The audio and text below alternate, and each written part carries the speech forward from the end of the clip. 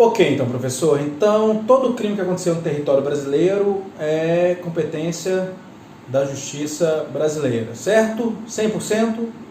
Não. A essa exceção, ou essas exceções, a gente dá um nome de intraterritorialidade. O que seria essa intraterritorialidade?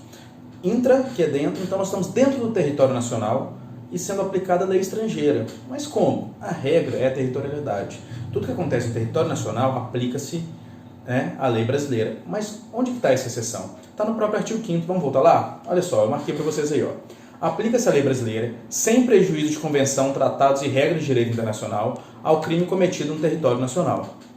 Mas nós temos a Convenção de Viena. E a Convenção de Viena resguarda o seguinte, ela resguarda os diplomatas. Eles são absolutamente imunes às leis brasileiras. Então os diplomatas, eles têm essa imunidade absoluta. Como que é isso? Um diplomata representa o Estado de onde ele vem.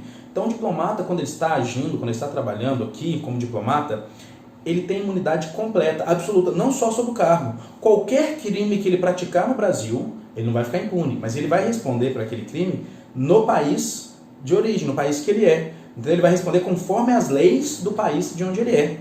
Então um diplomata no Brasil, ele mata uma pessoa, ele agride uma pessoa, ele estupra uma pessoa, o que for, ele não responde às leis brasileiras, né? Por isso que tem a Convenção de Viena. Ele vai responder conforme as leis de seu país.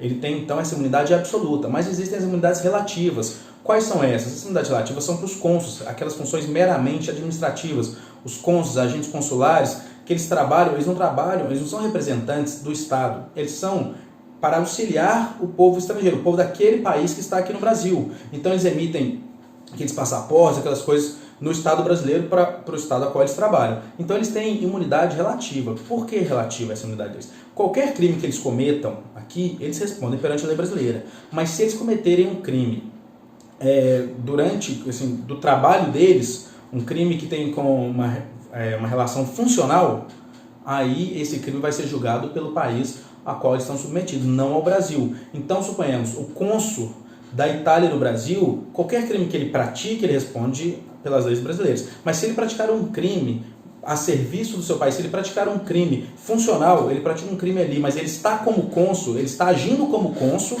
e pratica um crime devido à sua função, aí não, aí ele não responde pelas leis brasileiras, ele responde pelas leis do país onde ele está. Esse é o Tratado de Viena, e assim que funciona a intraterritorialidade. Então vocês têm que guardar isso. Os diplomatas, eles têm essa absoluta, eles são absolutamente imunes, e os cônsuls, os membros consulares ali, os agentes consulares que têm a função meramente administrativa, eles têm essa imunidade relativa, ela é só funcional, só quando ele está exercendo a sua função. As sedes diplomáticas, elas são invioláveis.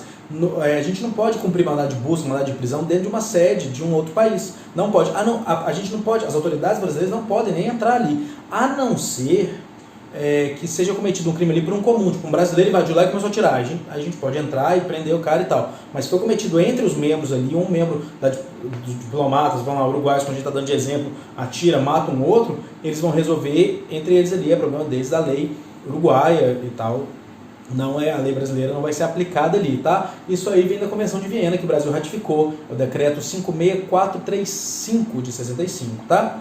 E aí são invioláveis também os agentes diplomáticos, embaixadores, secretários da embaixada, pessoal técnico administrativo das representações, seus familiares, funcionários da ONU, OEA e demais organizações internacionais, quando em serviço, e chefe de Estado estrangeiro que visita o país, inclusive se sua comitiva.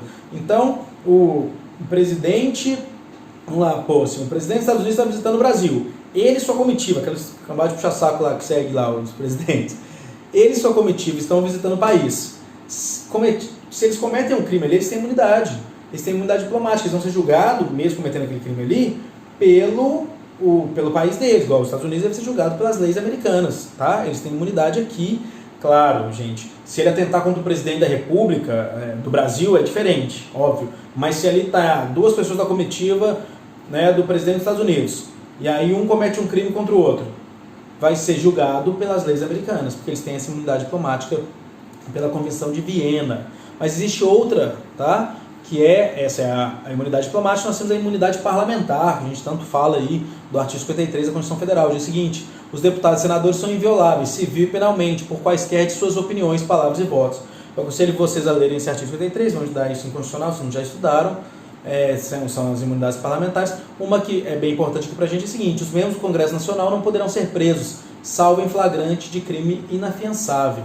Né? Então, se não for um flagrante de crime inafiançável, eles não podem ser presos. Tá?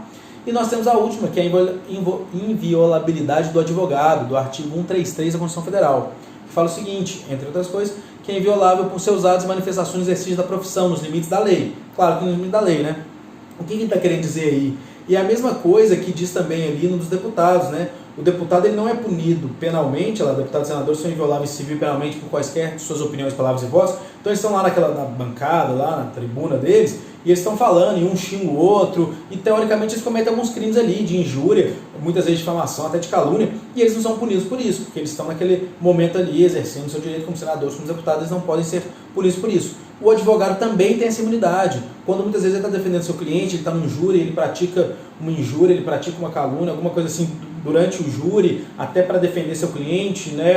E ali fala que até fora da sede do juízo, nos limites da lei, claro, ele também tem essa inviolabilidade do advogado. Ele também, mesmo cometendo um crime no território nacional, ele não é punido por essa inviolabilidade. Assim como se o cliente contar para ele que matou alguém, ele não é obrigado a confessar, ele não está omitindo nada ali, porque pela profissão dele, ele pode fazer isso. Ok?